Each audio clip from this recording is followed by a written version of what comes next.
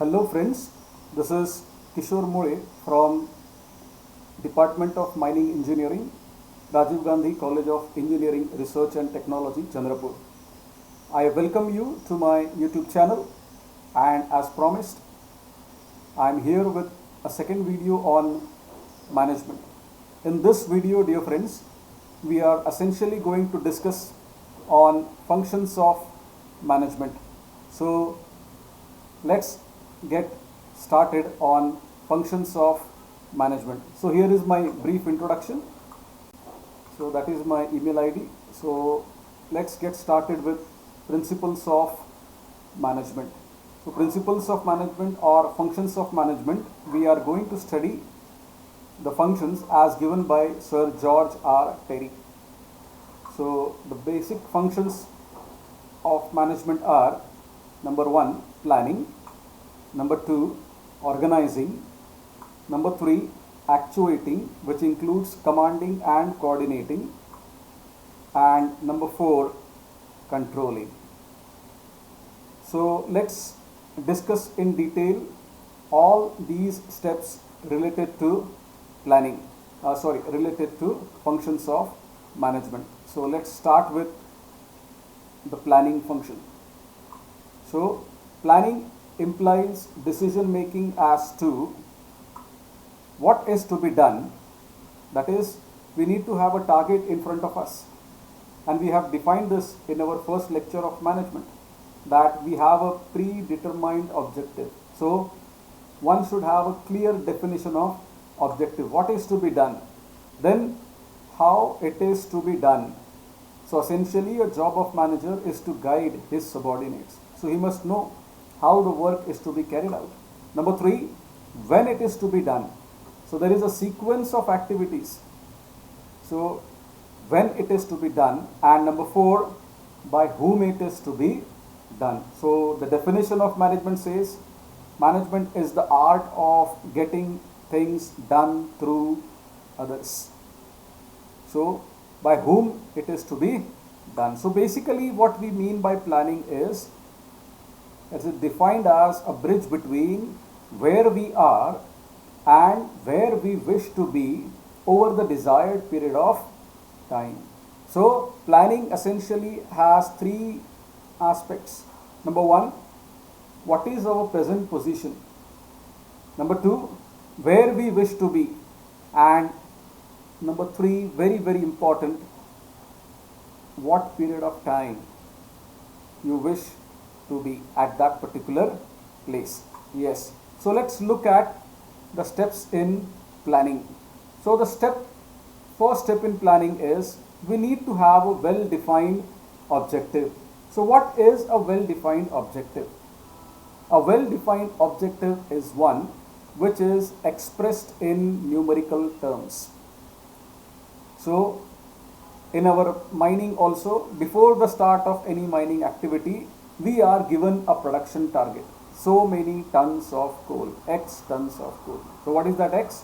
X is nothing but a number. Okay. Even a driller or has got target that he has to drill the specified number of holes. Even number of blasts to be conducted. So everywhere you will find that we have an objective which is expressed in terms of numbers. Number 2, once the objective is known, we collect, gather and synthesize the information depending upon the nature of our project. Now this is the beauty of management. It says you have to generate alternative courses of action. So what does science say? Science says one question, one answer. But management says one question, one problem, multiple answers. So you have to generate alternative courses of action. So once you generate the alternative course of action, you come to the step number 4. The step number 4 is, you need to compare the alternative courses of action in terms of their applicability, advantages and limitations. So when you compare them, ultimately you get the best course of action for the given situation or a given problem. So try to implement that particular solution. So let's come to the step number 2. The step number 2 is organizing. Let's look at what the famous administrator Sir Henry Fayol has to say on organization. In the definition of management, we have referred to organization as collection of resources. So it essentially deals with to provide it with everything useful to its functioning. So whatever are the resources required to achieve the production target, all those resources are to be provided by the manager, be it in terms of raw materials, or you can say it in terms of tools or safety devices, or you can say in terms of capital. Also, you can say in terms of manpower. So let's look at what are the steps in organizing. So organizing starts with identifying and defining of activities involved in achieving the objectives laid down by the management. Okay, so the target is broken down, yearly target is broken down into monthly target, the monthly target is being broken down into daily target, and then for daily target you will decide what are the activities to be carried out. Yes, grouping the activities in logical pattern. So we have a logical pattern. That logical pattern says if you want to carry out underground mining activities, I am giving you just one example. So it will start with drilling, then blasting, supporting, loading, transportation. So there is a sequence of activities. So you need to understand this particular sequence of activity. Then you need to allocate proper person for the job under consideration. So proper selection of candidates for position. Okay, and for proper position you need to provide your manpower, because mining is a hazardous profession. Without training, without any development or upgradation of skills, you should not deploy your manpower. So make sure that your manpower is properly trained. Assign activities to specific position and people. Okay, so men machine combination, that is what we are talking of. Then very important one, you need to delegate authority to their position and people for effective completion of the task. So you need to delegate your authority, that yes, on my behalf, on the behalf of manager, every employee has to carry out the work assigned by the manager, and that is what we call as delegating authority. Then dividing the employees into good employees and non-performing employees. So that is what we call as evaluation of personnel. Yes. Now we come to the real feel of the management process. Till now we were planning for the real process. Now we are starting the real process, and the start of the process is what we call as the actuating function. While functions like planning and organizing are merely preparations for doing the work, the actuating function actually starts the work. Actuating is concerned with directing the members of the organization to work efficiently and effectively for attainment of organizational goals. So what for we are doing this actuating function? We are carrying out actuating function so that we achieve productivity. As a manager, I am more interested in efficiency because I am concerned with organizational goals. Yes. So let's look at the steps in actuating. The steps in actuating are: number 1, communication or issuing of orders to subordinate to start their work. Okay, so communication is a very dominant work that we need to carry out. It is said that around 70 to 85% of managers' time is spent on communication. So communication is one of the dominant activities in the actuating process. So apart from communicating, we need to guide our employees. That is, how the work is to be carried out needs to be conveyed to each and every employee working under the manager.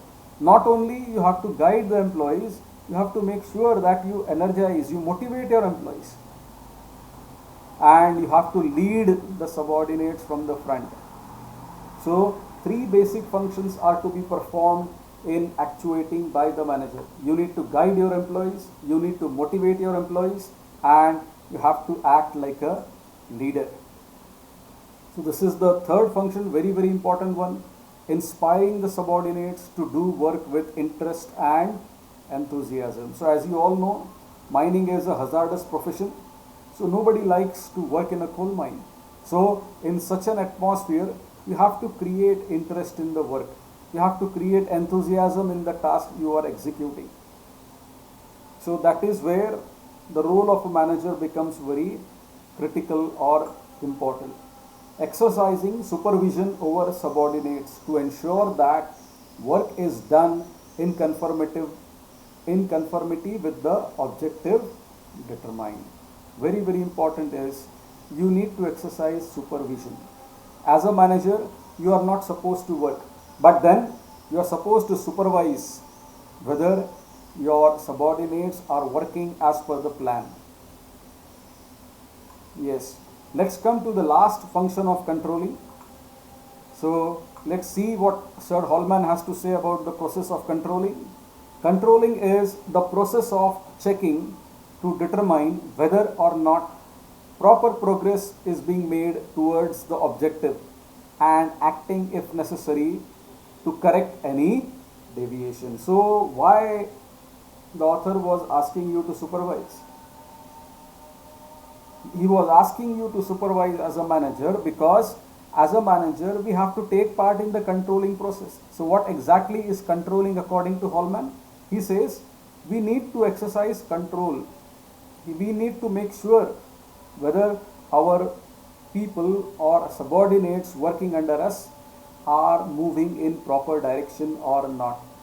And if they are deviating from the target, then making necessary corrections so that they correct themselves and achieve the target. Let's look what Kunz O'Donnell has to say.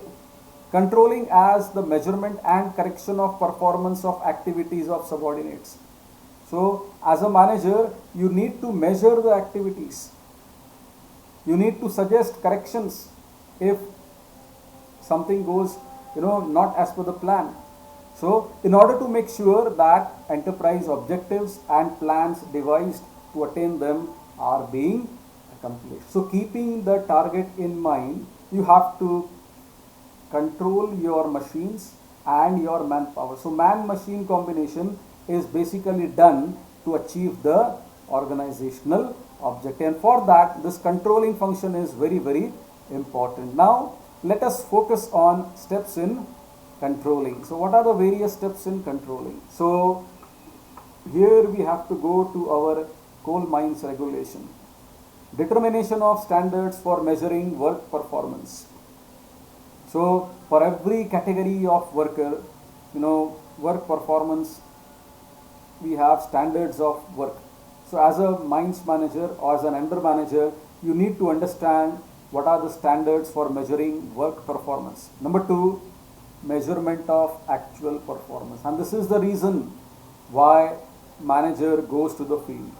When manager is on field, he will not take part in any work, but he will measure the work done by the employees or by his subordinates. Then what he will do, he will compare the actual performance with the standards. Right? So when he compares actual performance with the standards, he gets deviation. Okay, finding variances between the two and the reasons for deviation. So if there are some deviations, so what are the reasons for deviation? Find out the reasons, make suitable corrections, taking corrective action to ensure attainment of objectives. So corrective actions are to be recommended if you find some deviation in the plan, and under all circumstances, you have to make sure that you achieve organizational objectives. So this is what we mean by the controlling process. So thank you, dear friends. Hope you all learned from the video, and if you wish to see more such videos, then please do press the like button and do not forget to subscribe to my channel, and yes, also press the bell icon for reminders. Thank you.